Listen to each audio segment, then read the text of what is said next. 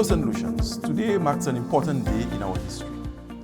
Today, the Pitons Management Area celebrates its 18th anniversary as a World Heritage Site under the theme, the Pitons Management Area, protecting our property for our prosperity and posterity. The Pitons Management Area, or the PMA, located in the southwest of St. Lucia, is a multiple-use conservation and management area of 1,134 hectares of land and 875 hectares of sea, respectively, totaling 2,909 hectares. The majestic Pitons, two towering volcanic peaks, are the major iconic landmarks of the island. These spectacular twin pinnacles, Gros Pitons and Petit Piton, rise side by side from the sea to 770 and 743 meters above sea level, respectively. They are bridged by an inland ridge and towering above an accessible caldera-like formation known as the Qualibu Depression.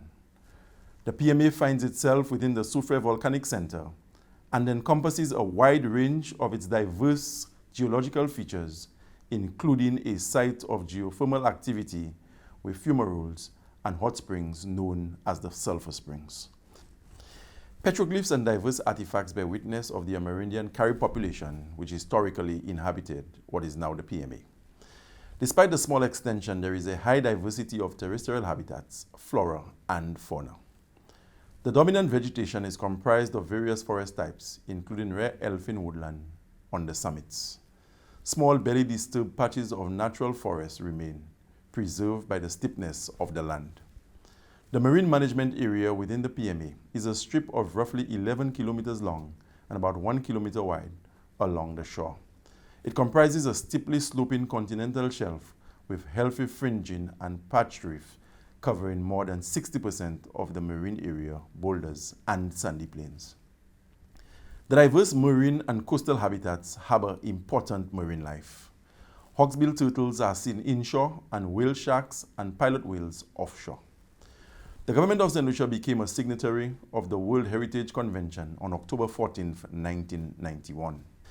Subsequently, the PMA became a World Heritage Site on June 30, 2004, under criteria 7 and 8 of the UNESCO World Heritage Center operational guidelines, which present precise criteria for the inscription of properties on the World Heritage List.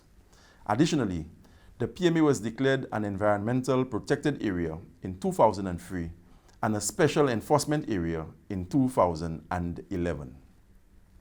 The PMA office, which as the name implies, bears the responsibility of managing our World Heritage Site.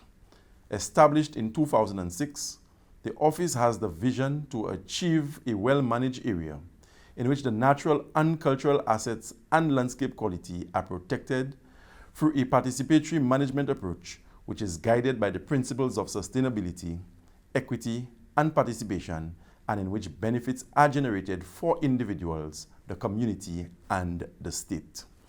Key areas of focus include conservation of natural, cultural, and historical resources, landscape management, monitoring and reporting, public education and awareness, research, surveillance and enforcement, and marketing and promotion. In an effort to commemorate this momentous occasion, the PMA office has planned a series of activities, including a jingle competition, open house days, a panel discussion and radio interviews, PSAs, and the launch of the PMA Did You Know series. The main goal of these events is to create an awareness of, and by extension, a deep appreciation for the PMA. Slightly more than half of the PMA is on governmental land, with the remaining portion in private hands. While the conservation area and the marine portions of the PMA are uninhabited, there are approximately 1,500 residents living within the terrestrial multiple-use zones. The zonation responds to the different demands on a property that explicitly attempts to strike a balance between resource use and nature conservation. The marine boundary about 1 kilometer offshore is the 75-meter depth contour which circumscribes the coral reef. Within the PMA, the Soufrière Marine Management Area, or SMMA, is a multiple-use marine area in its own right. Other challenges include unplanned development, encroachment, erosion, deforestation, and climate change. Despite these challenges, the government of St. Lucia remains committed to maintaining the outstanding universal value of the Pitons management area. The government continues to work with all stakeholders, including the Soufrière Marine Management Area and the Soufrière Regional Development Foundation, to ensure that it remains in compliance with the obligations of the World Heritage Committee.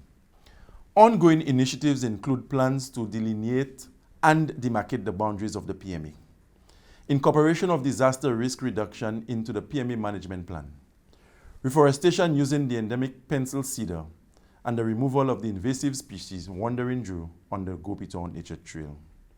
In closing, I would like to remind us that the Pitons management area does not just belong to the residents of Soufrière, but to the people of St. Lucia, and by extension, the rest of the world. Let us each continue to play our part faithfully in protecting our natural and cultural heritage, not just for ourselves, but for our children. The PMA, protecting our property for our prosperity and posterity. Happy 18th anniversary to the Piton management area.